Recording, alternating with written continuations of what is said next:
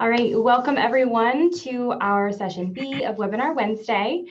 We are talking about global health, how health administration, healthcare across the globe is being addressed, how we at UCF kind of have some global initiatives, all of that.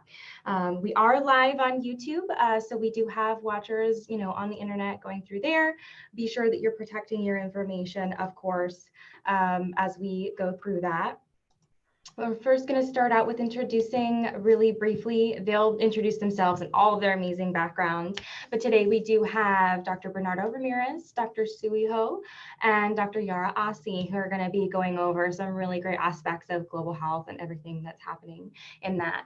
At the end, we're going to have a Q&A session, so a question and answer. You can submit your questions during the presentation in the chat function, and we'll address them at the end during the Q&A. We'll do them in person. The same goes for those of you watching on YouTube. We do have the chat function available so that you can type your questions in there and we can address them during the Q&A.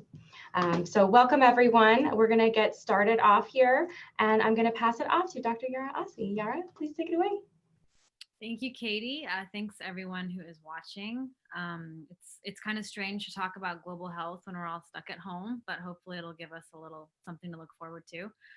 So my name is Dr. Yara Asi. I am a two-time UCF alumna. I got my master's at UCF in 2007 and my PhD in 2015. And now I teach in the health management and informatics department.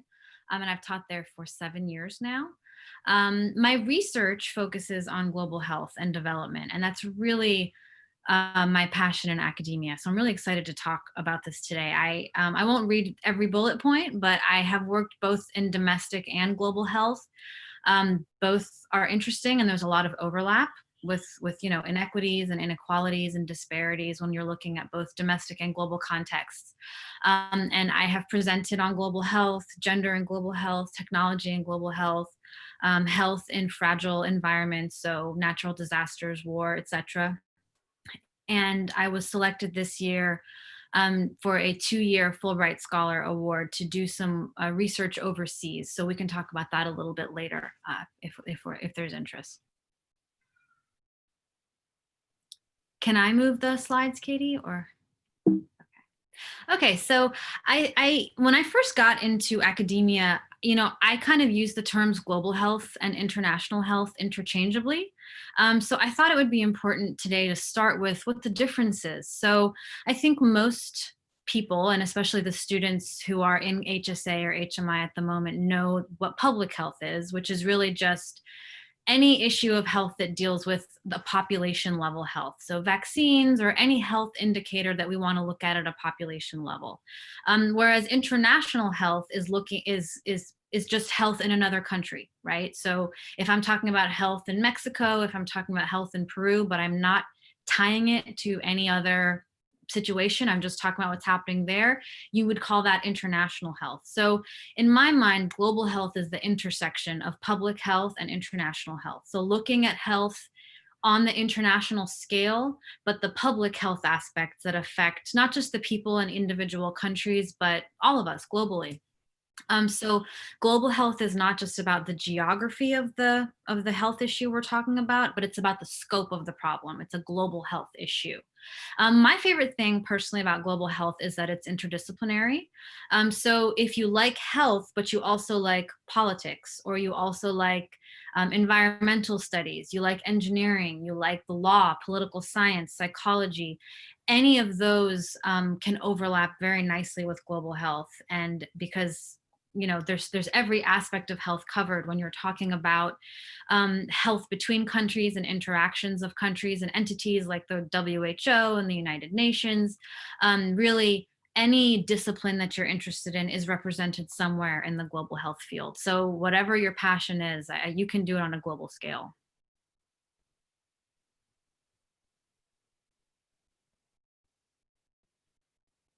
And I don't have to talk too much about what the topic of the day is, but if you are wondering what global health has to do with your everyday life, just think about why we're doing this virtually. COVID is the topic of the day, and it is the definition of a global health problem. Yes, it's happening in every country, but it's also happening to all of us simultaneously, and we all have to deal with how are we going to get a vaccine. The swabs are made in this country, we need them in this country, the testing.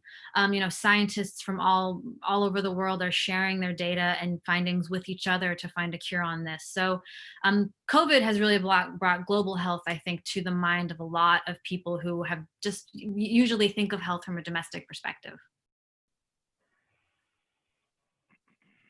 So when we're talking about US involvement in global health, because I assume I'm talking primarily to a US audience, mostly students in the US, there's 5 different aspects. So as I'm going through these, what I would really want people who think they maybe might be interested in global health or maybe might want to pursue a degree or a career in global health is to think about, do I see myself in any of these? So you can start as broad as health services and systems. So we have courses that help us compare the US health system with the health systems in other countries. Dr. Ramirez teaches one of those. We have disease detection and response. So infectious disease is obviously the hot topic, and the US is a leader in global infectious disease response. We have not just the CDC, but we also have some of the top philanthropic agencies, the Bill and Melinda Gates Foundation. In fact, I think just a few days ago, they certified Africa, the continent, as polio free. And that was an effort of many global health entities and states working together to make that happen. Obviously, there's population, maternal child health. One of the ways that we compare how countries are performing in terms of health is comparing their maternal mortality, because we kind of recognize that as an indicator of how a country's health system is functioning in general. So that's a nice way for us to compare countries together. There's nutrition, water, and environmental health, which is especially important right now as we begin to see climate change kind of enter the health conversation. And then obviously there's research and development in all fields. So you can be a researcher, someone like me who studies these phenomena, tries to develop policies and recommendations, or you can develop the types of products that work in global entities. So how can we make a non-smartphone in a very rural environment a functional health tool for somebody? There are people who spend their careers answering those types of really important questions. I wanted to show this slide just to show the scale of how global health spending has increased over time. So these are the top donors for health official development assistance. So this is kind of who is paying for health initiatives on the global scale. So you can see in both 2002 and 2016, the US is the top, a third to nearly half of all global health assistance over time. But you can see some other entities there. But what I really want to pay attention to is the bottom number, which is the total. You can see in 2002 global health spending, the total was 4.4 billion. And just 14 years later, it was 5 times that at 21.3 billion. So we have really started to see over the past several decades that we can't just, if we really want to eradicate some of the things, the health issues that affect all of us and learn more about different contexts and populations, we really have to invest in global health. And we have seen that countries and entities, you can see here, the World Health Organization, Gavi, which is the Vaccine Alliance, the World Bank, they are all finding that you can't have a sustainable economy, you can't have good educational systems, you can't have functional agriculture, all the things that states need to work, you can't have without healthy populations. So global health has risen to the top of how we ensure that countries can do all the things that we want countries to be able to do.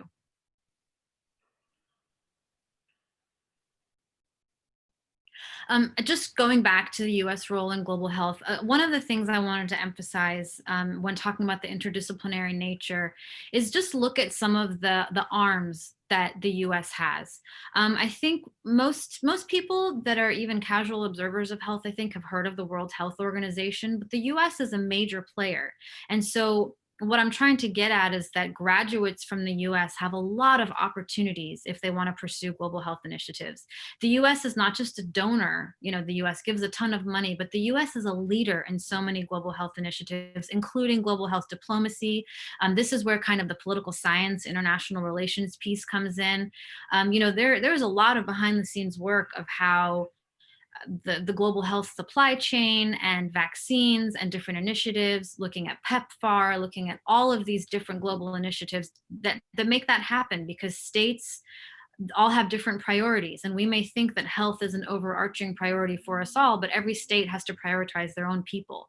So it's really interesting to me, the people kind of behind the scenes. They're not clinicians. So I don't want everyone to think that, well, global health is just a clinician on a different scale. In fact, most global health actors are not clinicians. Most global health actors are the people that are working behind the scenes to put the clinicians where they need to go, to get the pharmaceuticals where they need to be. So it's everything that you would need to do at any healthcare facility, but how do we do it on a global scale, considering that we have 150 plus countries that and entities and places that we need to consider. All of them, some need funding, some are donors. Something like COVID comes and nobody's the expert. We're all kind of just figuring it out together. So global health really can encompass every aspect of health that you learn in a program like HSA. All of it just applied on the global scale. So for students, it's hard to think about travel right now, but if you are a student interested in global health, there are things you can do as an undergrad that can really teach you about the topic, but also kind of teach you which aspect of it you like. So you can teach English abroad. So one of the main flagship programs for that is the Fulbright US Student Program. So that is where students from universities across the US can apply to teach English and maybe assist with research in a global environment, in a global context. It's very prestigious. It's an amazing opportunity. The networking is amazing. So that's something undergrads can do. There are dozens, if not hundreds, of global health fellowships of all types. So you can see here the badge for the CDC Global Health Fellowship Program. But there are global health fellowships, some sponsored by universities, by different hospitals, by different NGOs, and they will pay you to usually go to a different country for several weeks or several months and learn, assist, practice, or to a global health institute within the US to do research or policy or whatever your passion is. There's a lot of fellowship opportunities. There's alternative spring breaks and other types of trips. So obviously, as a student, you're not going to be, usually taking someone's blood pressure or anything like that. You won't actually be practicing medicine, but you can help build facilities, stock facilities, health promotion efforts, teaching behavior. There's study abroad programs, which my two colleagues will address in detail. Here at UCF, you can have an honors in the major thesis. So if global health is your interest and you're in honors, you can write an entire thesis about any aspect of global health that interests you. And especially if you want to go on to grad school, that's an amazing opportunity to even publish that. Many of our undergrad students that do the honors in the major can enter grad school with a publication, which is an amazing feat. And it really gets your feet wet about what interests you about the topic. And in general, you can prepare for graduate school. You can get a master's in public health. You can get a PhD in all sorts of different types of global health aspects, or even in political science and international relations with a global health focus. So even as an undergrad, even when we can't travel yet, there are different ways that we can approach global.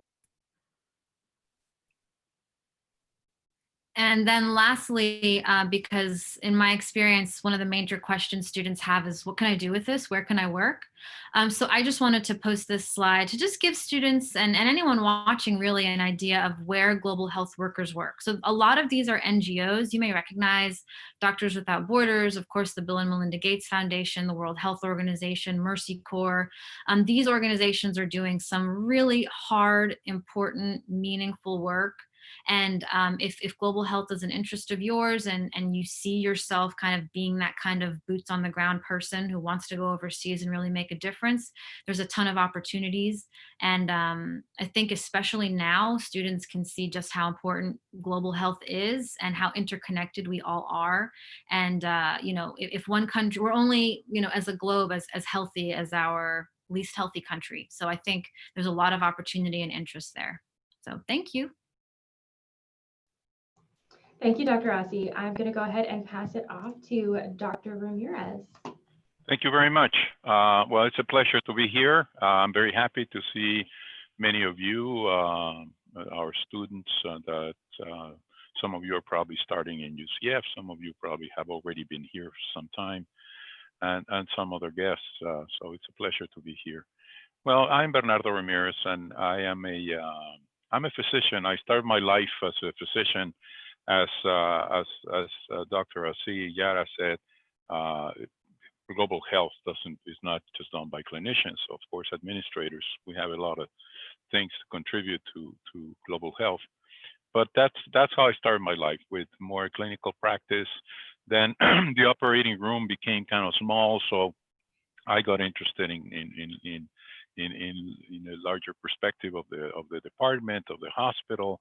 I worked in the Ministry of Health many years of Mexico. I was the general director of health services.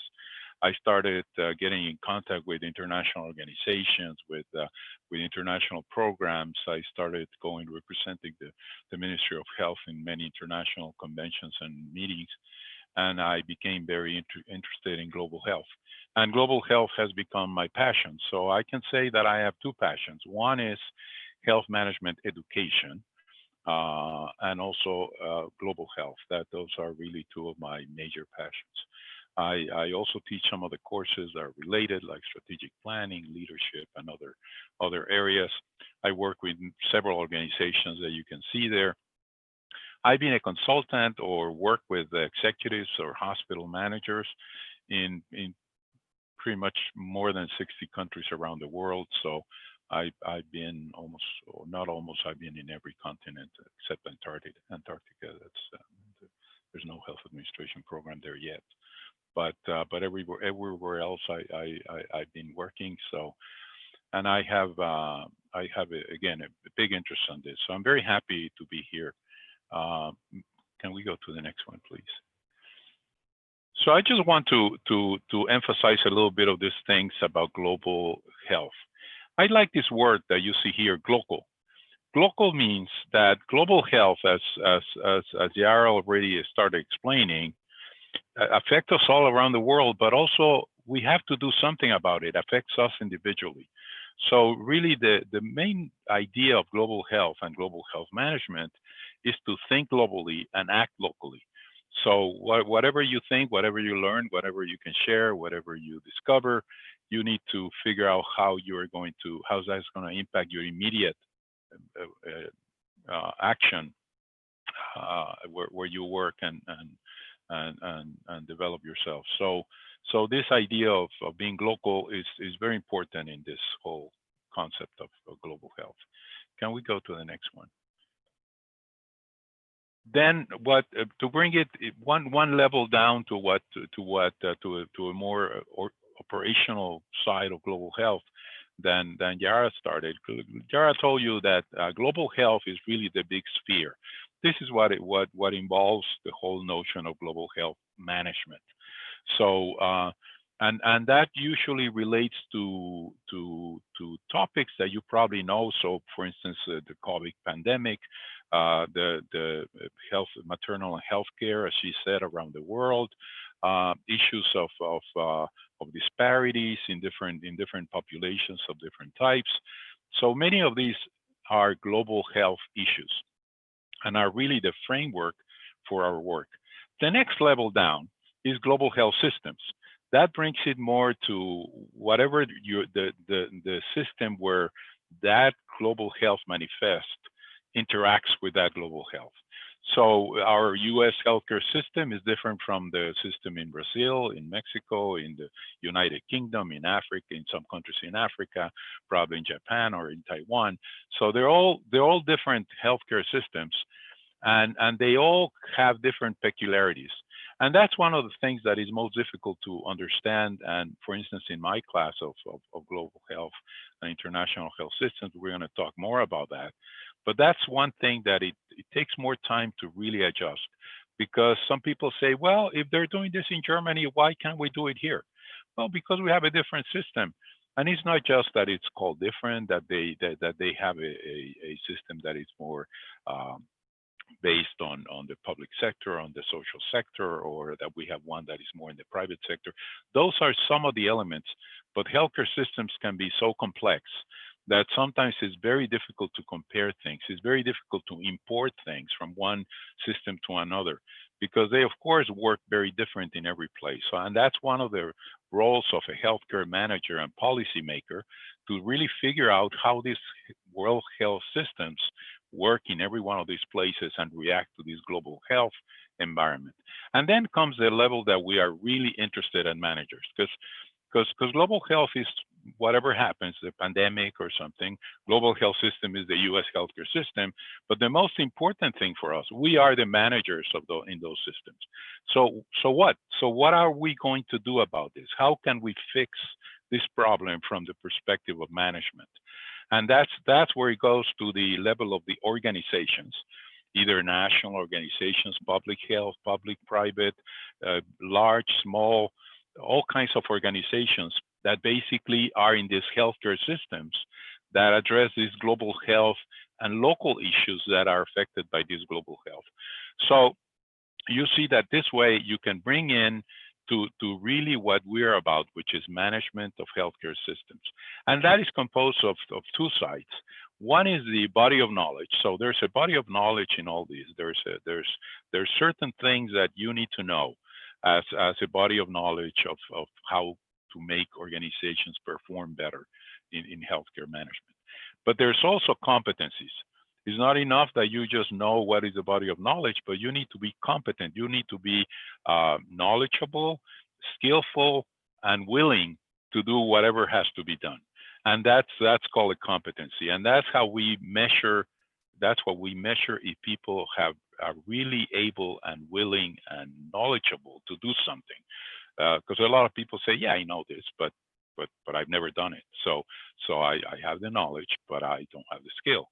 Or I know I have the skill, but I don't want to do it. It's not what I'm supposed to do. So I'm not going to do it. So you don't have the willingness. So you might have two of or the three of them and not be competent. So in order to be competent, you have to really combine all of these things. Can we go to the next one, please? Oh, that one, very quick. I just want to show you this to show this diversity of countries. You see, this is a very interesting diagram that was created by a professor in Sweden that has explained very nicely to people for years the dynamics of all these events. And you can see here in different colors the different continents, and different circles represent different countries, and depending on how many people they have, you see China and India very large, the US pretty large, some very small. And you see here the comparison of health, how healthy people are, and what is the income, how countries are poor or rich. And so, of course, you see many of the countries, unfortunately, in Africa on the left-hand side of this diagram, and on the bottom side of the diagram, and you see some of the European countries, some of the countries in different continents, really, but that have achieved better health and have more income, so they have more resources. So, but not all the countries that have a lot of resources have a very good practice. So it's not as simple as that. As if you have money, you're healthier. If you don't have money, you're poor. There are many countries that spend much less money than other countries and are higher up in the healthy diagram. So that's what we need to study in global health. Can we go to the next one, please? So the real challenge has become value. So what people want to have is value for healthcare, and all of you that are in healthcare and have maybe already taken some courses or work in the healthcare system, you know that that's where we are doing now. We're trying to produce value, and in order to produce value, we have to balance this triangle, this iron triangle that is called, that is this basic elements, which is access, quality, and cost. And really, there are many ways to do this, but that's why it's a triangle. You cannot modify one because the other two kind of move. So you need to create this balance in this triangle. So let's say that you want to increase access. So one thing that you can do is reduce cost by not giving people enough medicines. And so you probably can see more patients, you give them less medicines, and then you increase access, but you decrease the cost or the quality. Or vice versa, or you see more patients per hour, so you increase the access, but at the same time you give them less good health. You don't explore them well. You don't you cannot diagnose them well, you don't treat them well. So either one of these areas can be changed by itself. The role of the healthcare manager is to keep the balance of this triangle, to keep all these things balanced and functioning together. So that's the importance of this diagram. Can we go to the next one, please? This is a representation of the healthcare system based on some principles. One of them, Professor Donavidian, which is one of these gurus in healthcare. Some of you probably already know him or about him in many of the quality studies. He's one of the fathers of quality improvement in healthcare, not only in the U.S. but around the world. But he came with this idea, this notion that you could assess how well systems were performing by understanding this diagram that you see here, which talks about three elements of how it works. And the first one is the structure. He says you can evaluate or assess the structure. What is the structure of healthcare systems? The other one is the process, which is do we see patients? Do we operate patients? So what are the processes that happen in that structure? And the last one has two dimensions, outputs and outcomes. Outputs are the immediate indicators, are usually known by productivity. So people say, in this organization, we have seen X number of patients. So we can say our productivity is 100 patients that have gone through here to be operated from this or that procedure. But then the other part of this is the outcomes. So it's not only what are the indicators of productivity, how many people have been coming out of the system, but how healthy those people are. And that's where value-based management now plays a very important role, because now with value-based management, we're not rewarding people for the process, we're not rewarding them for the structure, we're not rewarding them for the productivity, we reward them for the outcomes. So we tell people, I don't care how many people you see. I mean, you need to see something that you have a good indicator of productivity, but the most important thing is, are they healthy? Because maybe you're seeing more patients than I'm seeing more patients than Dr. Smith, and my patients are coming back to the hospital, they're getting infected, some of them die. So I have a big productivity because I can discharge 20 patients a day or a week, and the other doctor just discharges 10. So my productivity is bigger, but my outcomes are very bad. So if I have such a large productivity, maybe they'll come to me and say, don't discharge so many patients, don't send so many patients to Dr. Ramirez, because the percentage of people that come out infected or dead or whatever is very high. So we cannot accept that.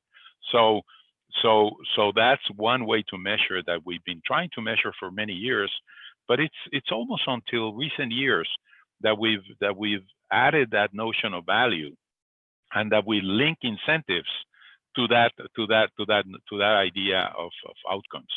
So we now tell people we won't pay you the whole amount. I mean, when you do a procedure and discharge somebody, we will give you 60% of what you're charging. We will give you the other 30% or 40% after a month that we see this patient is really healthy, if it doesn't come back for being infected or some problem that you cause. So that's how we don't look at health system as a system as this is. It's very difficult to see how we can perform as managers and how we can solve the problems that we need to solve. So this is a very important way to analyze those healthcare systems that I was talking about. So if we want to see what are they doing in Germany or in the UK, and what are we doing, or what are people doing in Brazil, we need to look with this lens to those systems, analyze them to this detail that I'm talking about, and then be able to identify the different elements that maybe can help us duplicate or try to imitate some kind of procedure, some kind of resource that they're using, some way of dealing with a given population. And then we can start looking at all these elements and then combine them and maybe improve our healthcare system. So this is basic to understand healthcare systems, this notion here. Can we go to the next one, please? Okay, these are some examples of things that are usually the domain of global health. Outsourcing medical things are happening now. They read an X-ray somewhere else. They medical tourism, immigration and workforce exchange, pandemics, like of course the one that we're looking at now, and comparative health systems and reforms. Can we put the next one, please? Now, this is what I was talking about. We are based on competencies. So really, we have a leadership competency model that works now across the world. We are at UCF. We're working very actively with the International Hospital Federation, with the American College of Healthcare Executives here in the US, and many other organizations around the world, trying to improve the professionalization of healthcare management across the world. Because it's not the same. In some countries, it's more advanced. In some areas of some countries, it's also more advanced. So it's not homogeneous across the country. Sometimes it's by regions, by development of different areas, etc. But we are trying to increase the competency of healthcare managers across the world. And these are some of the competencies of some 60 or 65 competencies that are in that booklet, and students that will be in our courses will know about those competencies, and we will review them carefully. But these are available in the International Hospital Federation webpage, and they have assessments that you can do to check out your competencies. So managers across the world can go in there and check what the competencies are or not, and do something about that and train themselves. And that's what we're doing now, and we've been doing now for the last probably 10, 15 years to try to bring this to some level of homogeneity and working with them. Please, the next one. This is the last one, and this is exactly what I was saying. In different countries, there's different alignment between how recognized the credentials of a health administrator is and how they are in other countries. And you can see a continuum. And here you see here from the left to the right, some countries, but again, not in all the countries. Maybe you have a place in South Africa or in the Philippines or in China or in India that they recognize those areas. But as you see in this diagram, some countries that are a little bit more to the left of this scheme have stronger recognition of the importance of health management in healthcare systems. For instance, they might require by law that if you're going to run a hospital, you have to be a graduate from a health administration program, or you have to demonstrate some knowledge by recurrently going to test or submitting yourself to continuing education or processes like that. And in some other areas, the request for that is a little less than in other areas. So this is again part of our job to understand this and to see how we can increase that around the world. And some of the things that Dr. Asi mentioned can be, and that now is going to be mentioned with more detail, can be done through the participation in all these international organizations, volunteering, having opportunities to go abroad and to see how all these things work. With this one, it's at the end of my session, and I want to give it to Dr. Sui Ho to please continue with the conference. Thank you.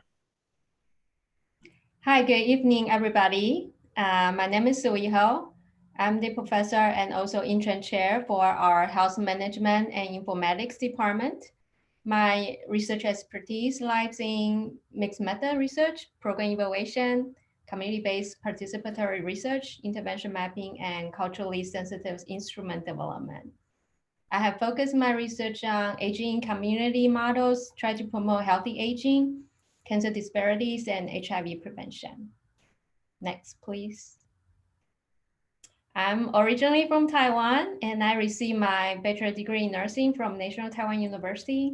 Then I decided to study abroad. I came over to the US and switched a field to public health, which is very exciting. I received both my master and doctoral degree in public health from University of Texas Health Science Center at Houston. And before joining the academic, I have extensive practical and administrative experience working at one of the biggest teaching hospital in Taichung, Taiwan, and be the funding director for the Department of Community Health. I was responsible for supervising patient education, coordinating the hospital discharge plan, and also providing long-term care services, helping patients transitioning from hospital to the community. And I have taught at University of Toledo and University of Georgia before I joined University of UCF. Next, please. So I want to start my session with global health is our health. The coronavirus has just impacted each of us significantly across the globe. Right now we have 23 million cases, and the death has reached 800,000. So it's crazy just how the whole world has changed within just the past few months. Next, please. And I do like to take this opportunity to quickly talk about the case of Taiwan. It's a small island very close to China, just 81 miles off the coast of China. It has a very density population, 23 million, about the same size of the current coronavirus cases. However, you cannot believe that the total COVID case was below 500. And the number of deaths was only 7. And since this early June, there has been 0 locally infected cases. So that's unbelievable and very amazing. A lot has to contribute to the effective prevention early on, even in late January and February, before anyone really talk about this. So start with border control, case identification, and also mandatory traveler quarantine, resource allocation, including logistic and operation, the medical supply and mask distribution. Also constant communication and all the politics, even though they all have different perspectives, but they work together to reassure and educate the public while fighting a lot of misinformation and uncertainty. Next, please. And there's a really great YouTube story that I would encourage you to check out. Just scan this barcode. It's only 3.5 minutes long. It talks about Taiwan being one of the closest countries to China, but has 0 local infection. And it took a totally different approach. So Taiwan did not lock down. Next, please. So the schools remains open, the shops remains open, and even sports event continued, but without audience because people were practicing social distancing. Next, please. And Taiwan was among the first countries that really take coronavirus seriously, to ban the flight from Wuhan very early on, and the first country to test people. And everybody really did their part, wearing masks and practicing social distancing. Next, please.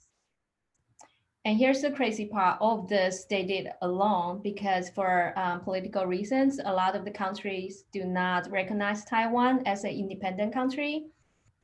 Either WHO doesn't recognize Taiwan as an independent country either. So they did this without any help. Next, please.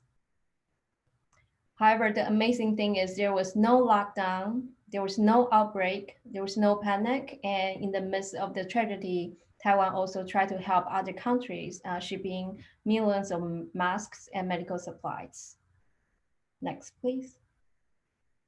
And this is an earlier report this year from JAMA, Journal of American Medical Association, written by a group of researchers from Stanford and UCLA. They talk about response to COVID in Taiwan on the big data analytics, new technology, and proactive testing. The author talked about what the US could learn, and one of the few things was in Taiwan, the diverse political parties were willing to work together to produce an immediate response. And transparency was really critical, and frequent communication to the public to reduce public panic. And in a country as complex as the US, the author says that there needs to be a sharing of intelligence on a real-time basis among the states and the federal government so that the action is not delayed by going through the formal channels. Next, please. And this was an event that a student of mine shared with me. It just happened a few weeks ago, and it was reported by Time magazine. Taiwan just had its first over 10,000 people indoor concert since the pandemic began. And here's what it looks like to be there. Next, please. So in addition to wearing masks and temperature checking, everybody has to show a physical ID or register online in advance their contact information. So they'll get a QR code for contact tracing. So this is really unbelievable. Thinking about that, we are now physical distancing, but this case really gives us some hope that perhaps someday we can return to normalcy, maybe sooner for an event like this. Next, please. So there's lots of lessons learned across the globe, and I do want to share the opportunity that US student can participate. That is the study abroad, and I will highly encourage you to check it out. It's really life-changing. It has totally changed my life. So my study abroad experience, I have never thought about that one day I will become a faculty or even chair for at the university in the US. And so the study abroad experience really can help you stand out, boost your resume, and also even provide new career path. Next, please. The UCF has many different short-term study abroad programs for you to explore the world a little bit. Oliver and Kristen, they are amazing. I will encourage you to reach out to them, UCF Globe. Next, please. And these are the different programs we have around the globe and different continents. Next, please. And these are the health specific programs in the past, and not all the program can make every year, but I do want to, again, use Taiwan Study Board as an example because I'm the founding program director of the program. Next, please. So over the past few years, we have already taken 3 groups over to Taiwan. The 4th group got canceled because of COVID. And the group includes both undergrad and grad students, and we travel in small group over to Taiwan and learn about Asian culture, healthcare, and aging society. Next, please. So we visit multiple cities, collaborate with multiple universities, and Taoyuan is where the airport located. Our host over there was Chang'an University of Science and Technology, our sister university. And it's amazing to see how friendship can build within just a few days or even a few hours. This was a farewell party with our language partner over there. And we can see they were sharing with tears. So that was just truly amazing. They really had a great time. Next, please. And Taipei is the capital of Taiwan, where we learn about the universal healthcare system and long-term care policy. Again, lots of fun time with the language partners and cultural sites. Next, please. And Taichung, that's the 3rd largest city and most livable city. That's my hometown. That's the best city in the whole world. Our sister university over there was Zhongshan Medical University. And we had tea ceremony and also interact with the older adults over there. Students did their final report over there as well. So last year, we have a small group of our department faculty actually traveling over there and co-host an international conference, which was very successful. And that was really cool.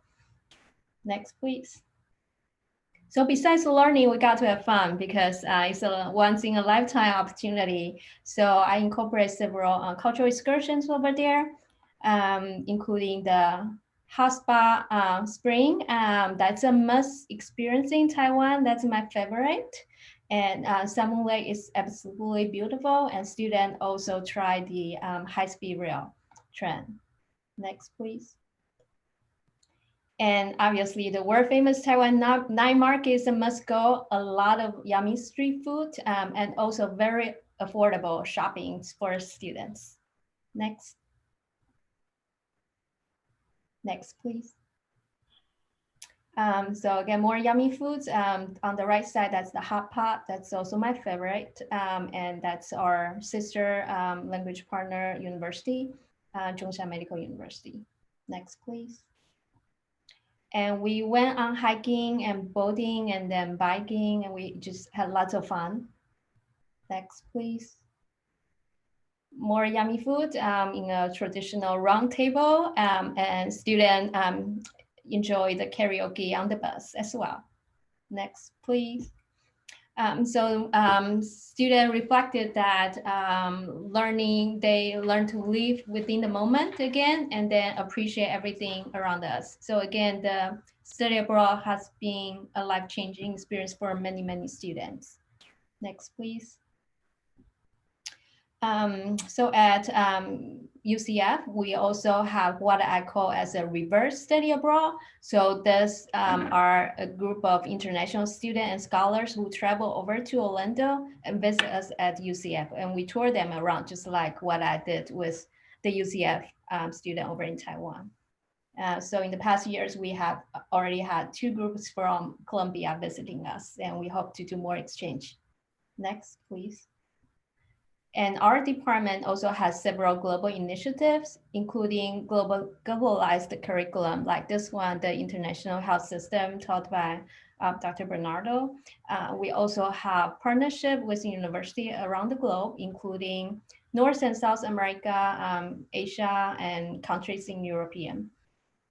And our faculty has been very active at the accreditation body and our professional association, various global research and doing consultation. The picture was I was invited by the Mixed Method International Research Association to speak on their Asian Open Forum on the current state of mixed method research in Asia. Next, please. The other program I'd like to share is the Fulbright program, which Yara also received a grant from, and I'm also currently a Fulbright specialist. I have recently received a grant to visit Ben Gurion University in Israel. Obviously, the plan needs to be rescheduled due to the COVID, but I'll be delivering mixed method research workshops to their faculty and students, start research collaboration as well. And I want to share this with you because there's a student version as well. So next. This is really a wonderful scholarship program that provide funding for students to live and travel abroad to learn. And there's actually an information session coming up September the 2nd. I will highly encourage you to explore and check it out. It's really a life-changing opportunity, and it's really a prestigious and recognizable opportunity for students. So I want to thank you for your time and attention, and I hope that our session has sparked your interest in global health. Thank you so much, Dr. Ho and all the other panelists. So now we're going to go ahead and open it up to a few questions. The first one we have is from Judah. This is mentioning Dr. Asi had mentioned for the undergraduates, but are there global health fellowships for graduate level students? I think we briefly mentioned that, but can any of you go over some details on that? Yeah, I can say something because I spoke today, and as you could see, one of these Fulbright fellowships sessions was today. I attended and talked to the coordinator in our honors program, but it's for the whole university, and they do have for instance, this fellowships that can go up to $2,500 for a trip abroad to do something, some program.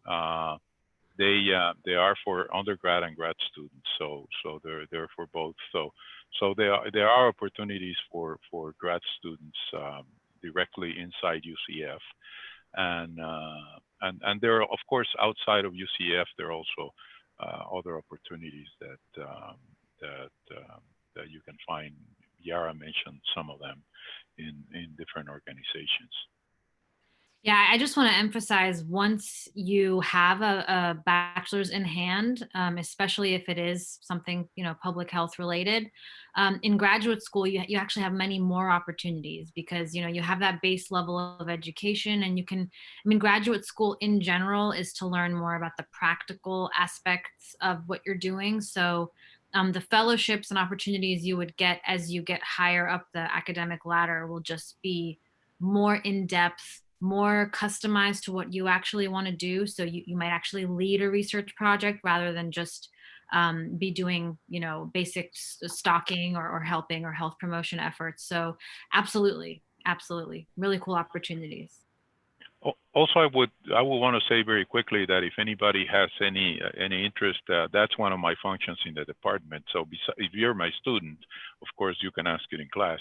But if you're not and you're interested, you can certainly send me an email, and we can set up a Zoom or conference call to answer any questions that you might have, or help you, orient you in anything around global health. Thank you both. So one more question, Dr. Ho, speaking on the efforts that Taiwan and the amazing progress they've made, do you think it's possible for the US to implement some of those things, or do you think Taiwan's size has something to do with their success? Yeah, definitely. I think we really have lots to learn from across the globe, not only in Taiwan, but also other countries. And so the author from that article mentioned about the intelligence system. I think that's great because we can easily adapt that. So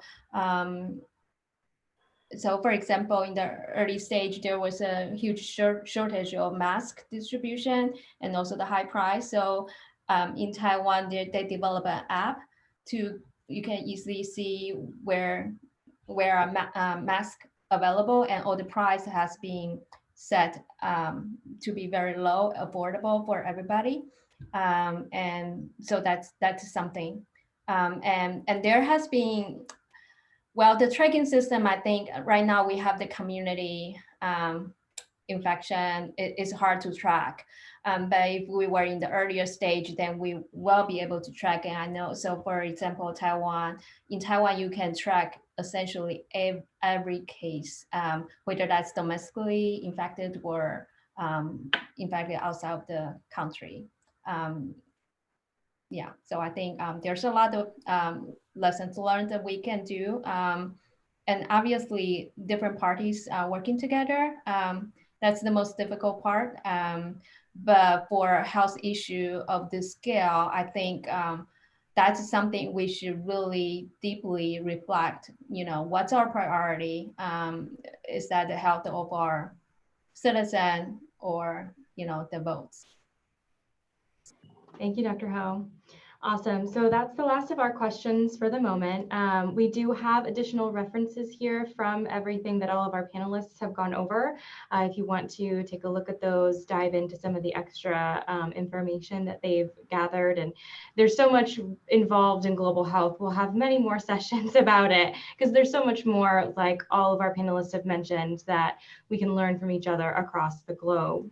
I do want to, in closing, let you know we do have one more webinar session coming up next week. It's another integrative session where we're not just talking about global health, but we're talking about healthcare, health law, and health policy. And we're meeting with some of our other partners in our college to go over that. This is our contact information. If you have any questions in general, of course, all of the contact information for our panelists is involved in this. This video will be on YouTube for you to go back and reference, and I'm sure they'll use them in their classes, and some of you may be in some of their classes. Also, follow us on social media. All of our webinars, all of our events, we make sure that we put on social media. You can follow our faculty, etc. I just want to take this opportunity to thank our panelists for being here today and answering our questions, and of course, all of our participants, both here Twitter, all live on the YouTube. We're so happy to have you, and we'll see you at the next one. Thank you, everyone. Thank you, everyone. Thanks, Katie. Thank you. Bye.